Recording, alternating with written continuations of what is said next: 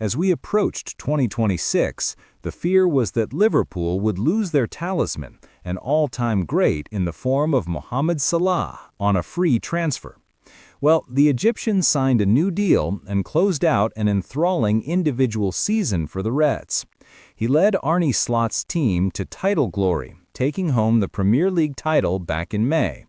The foundations Slot had built during his maiden campaign in English football were remarkable, but it's all petered out in frantic fashion throughout the ongoing term. A year on from uncertainty surrounding Salah's future, a different sense of uncertainty lingers heading into 2026. This time around, it feels unlikely that he'll be staying around at Anfield for much longer. It's a sad end for one of the Premier League's modern-day greats. The winger had an enthralling 2024-25 season, ending the year with a whopping 34 goals and 23 assists in 52 outings. However, this term has not been a pretty one for the Egyptian, who has only bagged 5 times in 19 appearances for Liverpool. Slot's side have been in a rotten run, and Salah's poor form has coincided with that. He's been so poor, however, that the Dutchman has taken the decision to select him on the bench across the last 3 games. As Salah himself said post-game, it's unheard of. However, there lies the problem. What Salah said after the game. He launched a stunning attack on Slot after Liverpool drew 3-3 with Leeds, and it has thrown his immediate future in Merseyside into doubt.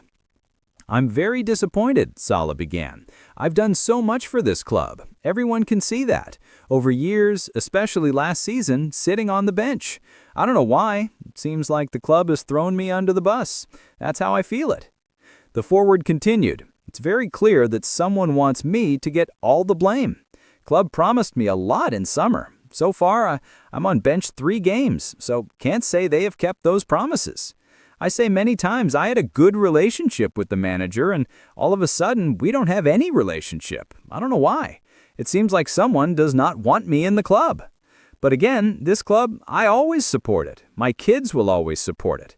I love the club so much, and I will always do. I called my mom yesterday because I knew I wasn't going to start, and told my mom and dad to the Brighton game next Saturday."